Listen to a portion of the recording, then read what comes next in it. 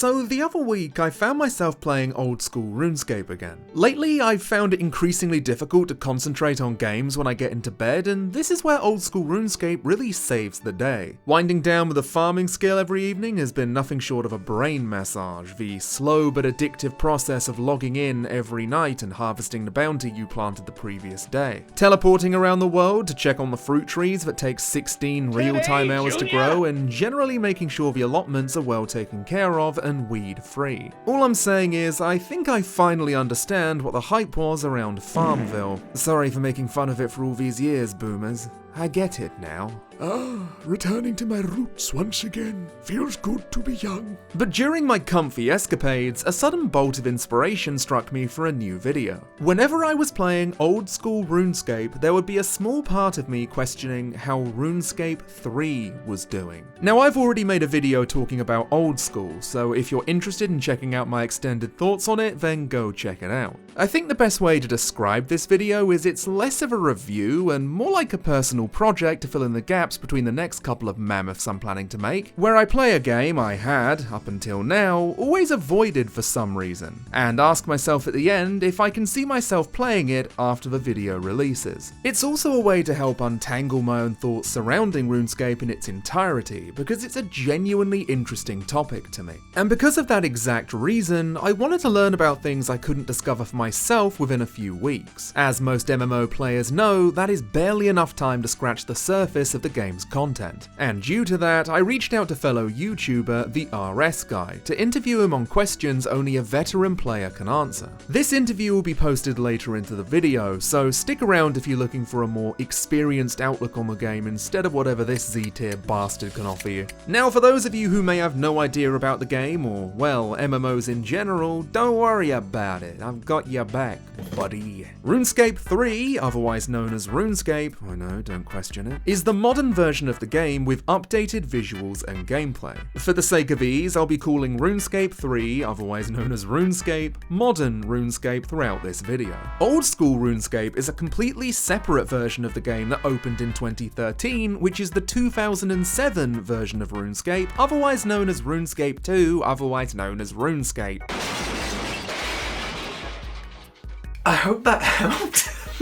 But giggles and shits aside, all you need to know is once upon a time there was such a division between the game's community that it needed to be cleaved in twain. Two entities, two unique souls that share the same faint scent. Forever divided. But why the hell was this? I definitely remember being one of those people that wanted an old school version of the game, but the reasons why had become cloudy over the years. So I decided to start my own journey of self-discovery, my quest for answers that were lost to time. This journey would have to start from scratch, however. For some reason I had it in my head that my old school stats would pass over onto the modern RuneScape account, but that's not the case. Remember, it's a completely separate game after all. Eventually my character was formed out of a primordial soup and would come to be known as Pixar Dad. Immediately after my hard-working father of one stepped foot into the world, I started to take notes on a few things that I could compare to old school RuneScape. And the first thing I was dying to figure out was how different the evolution of combat made modern RuneScape feel. For the uninformed, evolution of combat was a massive overhaul of the old school combat system.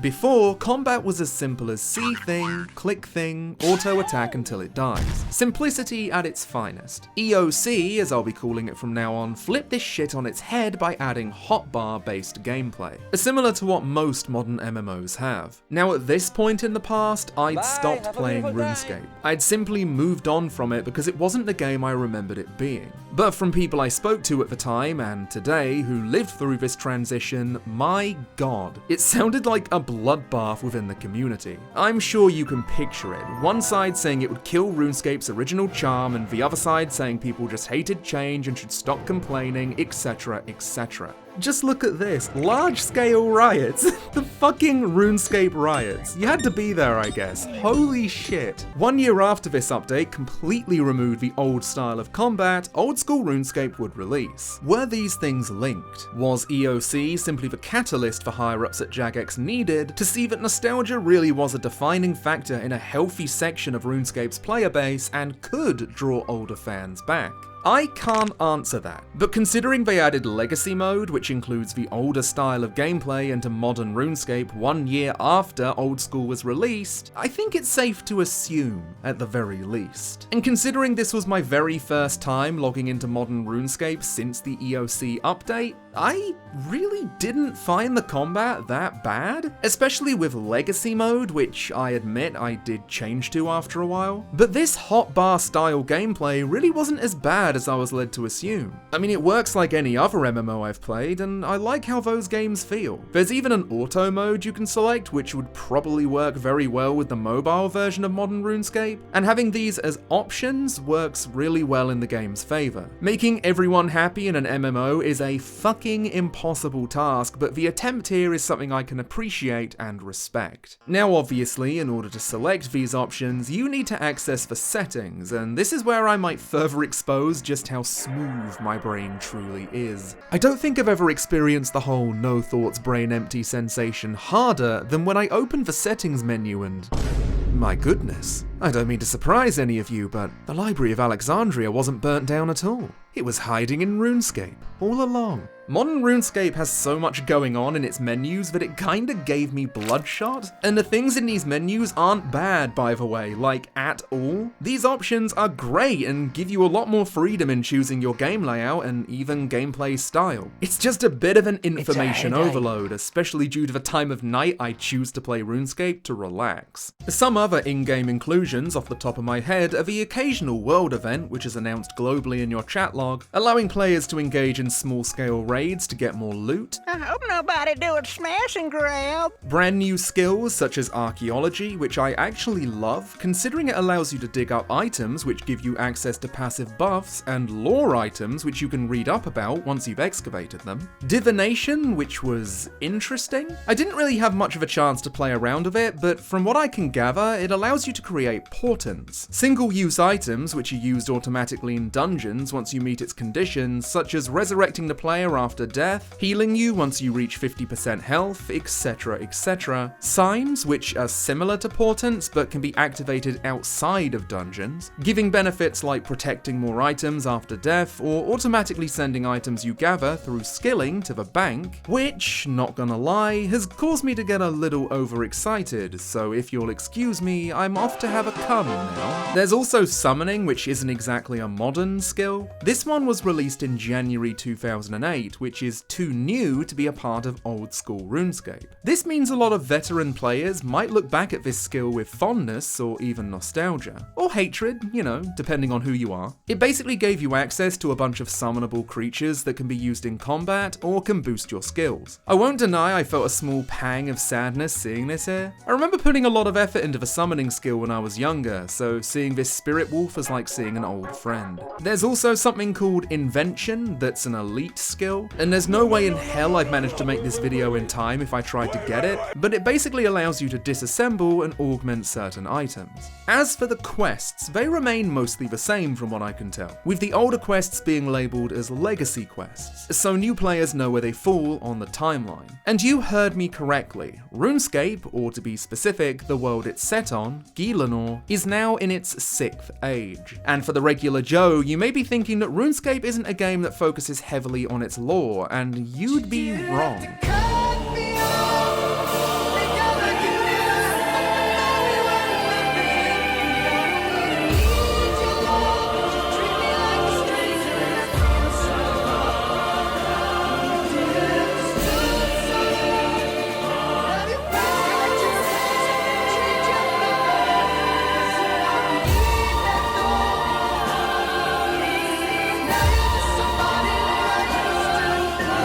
Even in Old School, the world building was deeply embedded into it. Through quests and objects you could examine in the world, there's no way you'd put a decent amount of hours into this game without knowing the names of Saradomin, Zamorak, and Guthix, the fact that they are gods, and that society all around Gielinor is heavily impacted by the religions surrounding them. Modern RuneScape seems to have leaned heavily into the god aspect of their game. And after going through countless pages on the RuneScape wiki and finding myself falling down a rabbit hole of Dragon Ball Z tier power level rankings when it comes to a god's overall presence within the universe, I'll admit I don't think I would have continued reading if this whole thing didn't interest me. I even reached out to people inquiring about their favourite aspect of the deep RuneScape lore, and the one that caught my attention the most was Ma, an elder god who was assumed to be stillborn and abandoned by her siblings. This ancient god with the brain of a child is left alone on a planet where she's subconsciously creating sentient life through her dreams and nightmares, causing a devastating ripple effect that can be felt throughout the entire cosmos. Now, as cool as this sounds, I can't be the one to tell you if the delivery is as good as the concept. You could make an entire wiki synopsis about my fucking pubes sound interesting. What matters is the quality of the writing in the game. From what I've heard from players of the game, both current and retired, it's really not that bad at all. Some questionable story choices here or there, but I feel you get that with any piece of media nowadays. I may want to go into more detail about this someday, no promises whatsoever, but if this story is worth chasing, then who knows. 10-part RuneScape summary coming April 1st, 2023. Mark it down, baby.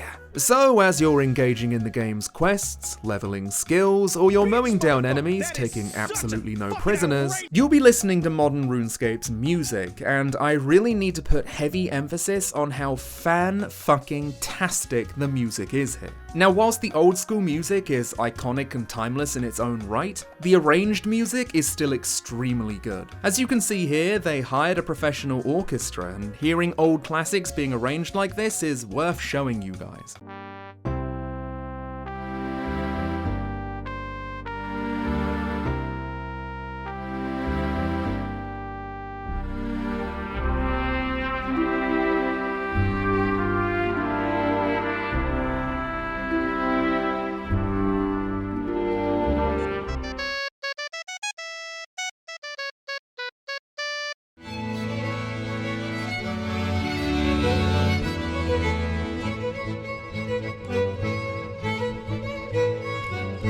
Next up on my checklist was the graphical comparison. And it doesn't take someone with good eyesight to see that, yeah, graphically things sure have come a long way since the day of the caveman. The stick we've been using to slap against this rock has magically turned HD, and ooh, is that Gucci you're wearing? But a delightful Gucci handbag can only take you so far, especially when you neglect your skincare routine. Might leave you looking a teensy bit crusty here or there. Now, this might be hard to explain, but the graphics in modern RuneScape are, good. Nothing next gen, but definitely inoffensive to your eyeballs. But certain things sadly look a little strange simply due to times changing and graphics constantly moving the goalpost for what looks good. Pixar Dad over here, having a permanent case of mouth breathing, started to get on my nerves after a while, so I decided to swap models. And even after the change, they still looked off. Moving it around here and you can see what I mean. This may look like a simple graphical bug, but this is just how things are.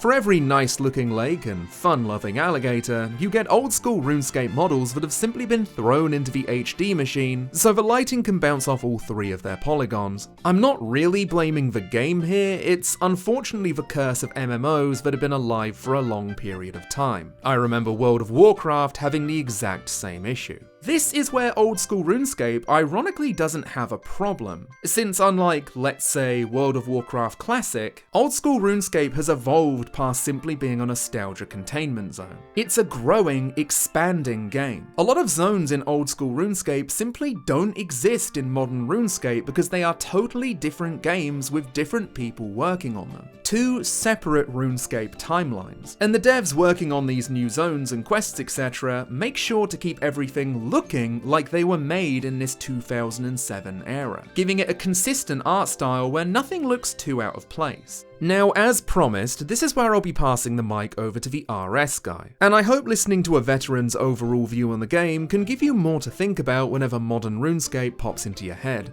Also, before I begin, are we related? Brother! I am going to read it through my my responses now, and I'm hoping it is kind of what you're looking for. Okay, so your first question was what draws me to play RuneScape, and also as a second part, do I play old school? I started playing RuneScape about 17 years ago. I was 7 years old. So I grew up with RuneScape, as many of us did, and although I took a lot of breaks, it's been my main game for the majority of that span.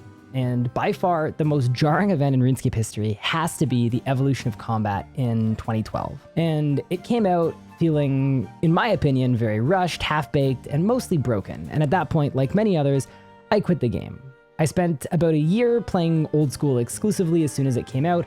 From the minute it came out, I was playing from day one, and it was very much nostalgia motivated. And I think what happened is, as Old School got updates that made it feel different from, the game I grew up playing, I generally kind of gravitated back towards RS3. I started playing both games for a time, and then eventually I had to make a decision as I started making content, because you can't really make both. There's a bit of a clash between the communities, and it's very difficult to do.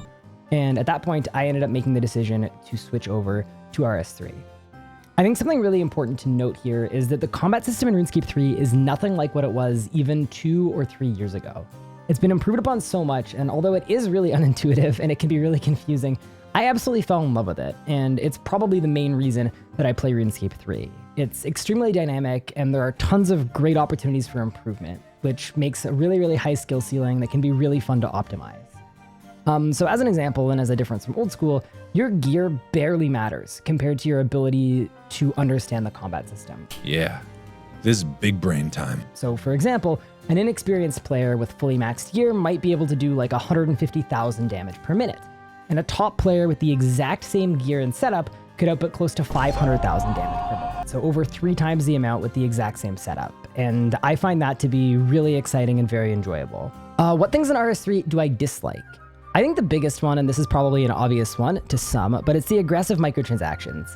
It's not so much that you have to interact with it in any way, especially with it largely being disabled on Iron Man mode, which a lot of people like to do, but certain treasure hunter promos and MTX-driven events that we kind of get instead of holiday events these days can definitely leave a bad taste in my mouth. I've got a psychology background as well, and having studied addiction and all this stuff, I do find certain promotions to be a little bit predatory, and yeah, that definitely, makes me a little bit unhappy, and that would be probably my largest gripe with RuneScape 3. Although, like I said before, you can avoid most of the MTX, it's still, a little bit iffy for me at times. Next question. How well do you think the story is presented in the 6th Age? How is the quality of the story writing? So personally, I'm not a huge lore enjoyer. I do think RS3 has some really deep, rich, intriguing lore that a lot of the player base is really locked into and excited to find out what's going to happen next. And I think a lot of the best storytelling has come from after the evolution of combat and into the 6th Age. So even if you aren't interested in RuneScape 3, the game itself, I think it's probably worth catching up on. As for the quality of writing, I think it's generally high, although I know a lot of people in the lore community do get a little annoyed by certain plot devices that are used probably a little more than they need to. So for example, without any spoilers, there are probably 10 different stories of betrayal in the last few years. And a lot of the time it feels kind of conjured up to move the plot along, but outside of that, which is a very minor thing, I think the story is fantastic. And even though I don't generally enjoy it, I'm a bit of a spacebar person myself, it's something I have taken the time to completely, verse myself in and catch up on. Was that it? Yes. Transition. And so, let's ask myself the question. With a few weeks of playing modern RuneScape under my belt and a better idea of the potential journey ahead of me, will I be logging back in anytime soon? Unfortunately, I don't think I will unless I feel like diving into the lore a little bit more. And this isn't because of the quality of the MMO. In fact, after logging in, I had this moment of, the opinion I'd cooked up due to social media osmosis might have been wrong all this time. I can see why people would log in to play this game. There's a lot here to love. I think I have to concede here and say that it just isn't for me. Old School RuneScape is refined simplicity, and it works well for what I'm looking for past a certain point in the night. Not only that, but the nostalgia definitely plays a heavy part here. It sounds silly, but things like character movements, sound effects, etc. just tickle this part of my brain that gives me a sense of stillness. It puts me at ease. Modern RuneScape might look like an upgrade to others, but for me, it just isn't the game I loved back from when I was younger. It's RuneScape wearing a different skin, and I just so happen to prefer the old one. It's as simple as that. And as the RS guy touched upon, the microtransactions and loot boxes kinda leave a bad taste in my mouth. I know people can ignore this stuff quite easily, but as a new player, logging in and using a bunch of loot box keys only to get showered in experience lamps and skip a bunch of levels,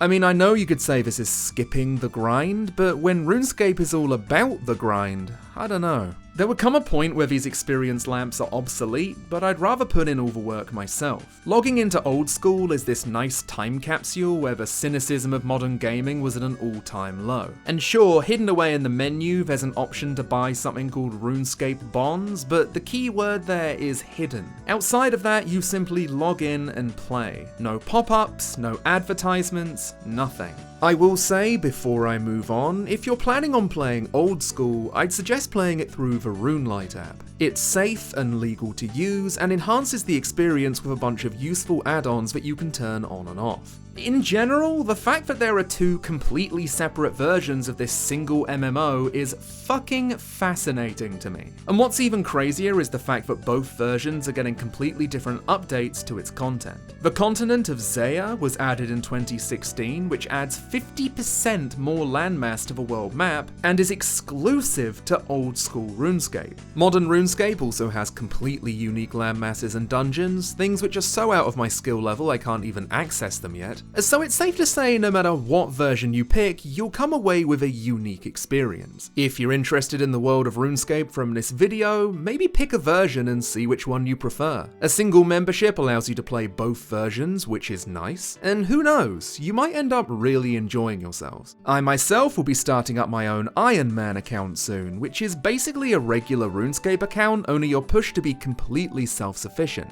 Hardcore mode, making it so even your account is permanently locked after death. And this is something you can do on both versions of the game. There's no trading between players, no grand exchange, just you and the fruits of the land and sea. And hey, for me, that sure as hell sounds relaxing. I love the country. At this point, I'd love to give out some much needed thank yous. First and foremost are my very beloved patrons, a few of those being Casey McNamara, Dilla Balski, Simon Hotdog, and Claire Grant. I appreciate you all so goddamn much, I don't think I'll ever get tired of thanking you, and considering the next few videos are going to be on Sakaguchi's Mistwalker series, your support is going to mean a lot. If you want to help out my future endeavours, go check out the link below. Next up, as I'm sure you all noticed, I have a new intro, drawn and animated by Tinderskitty's very own Aaron Schmidt, and a theme song composed by Azodi Music. These two were absolutely amazing to work with, complete sweethearts, and if you want to commission them, their details are found in the description. Please go check them out. Special thank you to the RS guy for the interview. The fact you took the time out of your day to answer my questions was super helpful. So please go subscribe to him if you're looking for a RuneScape content creator. Finally, of course, thank you for watching. I'll be back soon with larger videos that I can't wait to get started on, so I'm off. Hope you enjoyed the video, and I'll see you all next time.